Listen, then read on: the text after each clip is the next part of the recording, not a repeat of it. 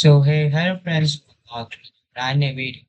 So in today's video, we are going to talk about Nvidia.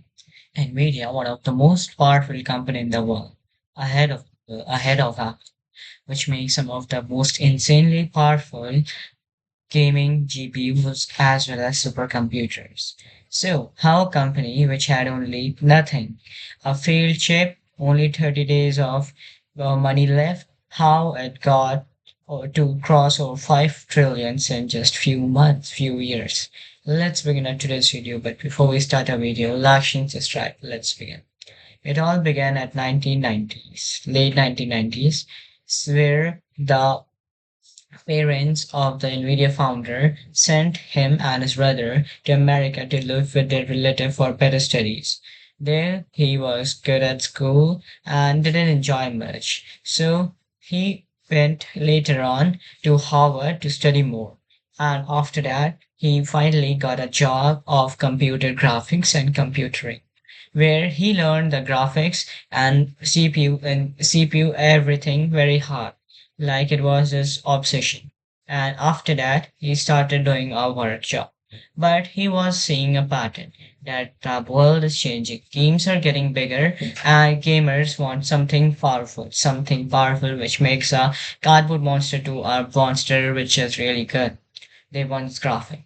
So he and his one of the colleague and one of another colleague start building a thing. But before they had a discussion at a restaurant while having some burgers. So the Nvidia founder said that we need to make something because gaming games are changing, the world of gaming is changing, and we need to build something powerful for gamers.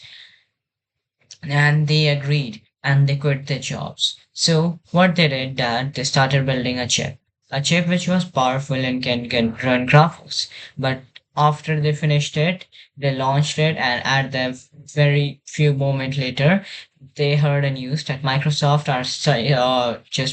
is producing triangle based games. Means the chip will be in triangle, and you know what? After that, the Nvidia graphic card, the chip was in rectangular shape, and then it flopped. So one of the company has assigned them a project of some few $5 million, and the company said that we will pay you well if you make the chip. And that chip was say the rectangle chip. So the Nvidia founder went to Tokyo, Japan. He said to the company CEO that the ship is going to flop and you have to cancel this, but we still need money. So you can just give us money as an investment into Nvidia and not directly. So the founder of the company said, okay. Then after a few days, he gave money. He made a phone call and said money is coming. Not because of the company was good, but the founder of that company in Japan liked the Nvidia founder. Then 5 million was sent to them. After that, they started building a chip.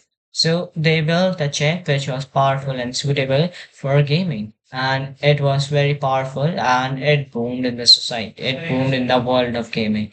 People loved it. Every gamer, every serious gamer, every, you know what, visual developer purchased it and it boomed. And after that, they earned a very lot. And after that, they started making something great. In 1996 or 1999, they introduced GPU, Graphic Processing Unit. Like CPU, Central Processing Unit, Graphic Processing Unit helps your computer to enhance the graphics. So they launched a graphic GPU. So it was GeForce and it was very powerful. It was a hardware device with a built-in cooling system and it was super powerful at that time. Imagine the cardboard box monster used to look like a real RPG monster. The graphics were changed and the gaming world was shifting. But suddenly, many drawbacks were there. After their launch, you know what? The Nvidia founders started thinking about artificial intelligence. He said that we should make something that would help people in research, weather forecast, humidity, and everything on research on atoms and molecules, everything. The people of his company asked question that this is not going to make or something like profit, but still he gave a 5 billion check and he committed a 5 billion check to the company, and then they started making. CUDA didn't did much, but it was neither in loss nor neither in profit. And the gaming industry was booming, as well as the G-Force was also booming.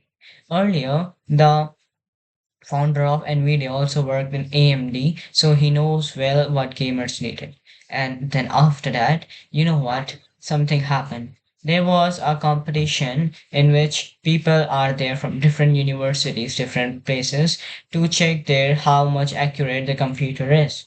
After that, the CUDA was finally very success because everybody wants that. More accuracy, more power, and most importantly, can analyze the data in one thing. What do Sapien do? They are one of there is one very honest and very hardworking employer who is very smart and he do every work one by one. But whereas GPU, there are thousands of millions of people working on a small calculation at the same time. But imagine many thousands of them. So GPU is was boomed and people loved it. After the CUDA success, the drawbacks came. Finally, the CUDA was very booming and people loved it, but politics did it. The the founder of Nvidia was, you know what, he was taking the chip of his own, but he was taking the processing thing from the company of one of the British company, and that the Nvidia wanted to be their own. So they said to the company, the British company who made their processing, they said that we will purchase you in $10 billion. But Apple and Samsung and other companies whose Nvidia was running, they didn't agree. They said that if they had, they would make a more powerful phone and we will flop. So due to some security restrictions, Nvidia was cancelled from the deal of the British that we are not sending you any more processing. And even the America said from the Washington a call came that you can't now sell to China because of some political issues. Even after that, Nvidia started making a degraded version. Why? Because it was less powerful, easy to import, and no or very less restrictions. But after that, in 2010, the restrictions grew even more, and it could not just transfer these small chips. Then finally, after many years, they also launched one of the most powerful gaming GPU. It was the GTX R30,000, and it was very powerful, extremely powerful. It was with a built-in cooling system, everything which a programmer need to in his gaming things. So everything, and after a few months only, after in 6 months or 3 months, they made the profit of $5 trillion. Now imagine a company which was going to be bankrupt in 30 days, how they crossed $5 trillion in just 3 months. So today, Nvidia is one of the most powerful supercomputer company as well as which makes some most powerful hybrid gaming chips as well as GPUs as well as in other forecast also. Nvidia is most powerful company in the world and it has upper hand of Google, it has upper hand of the Apple and Microsoft and Samsung. So it was all about today. Hope you enjoyed today's video. So if you enjoyed today's video, please like, share, subscribe, till then bye bye.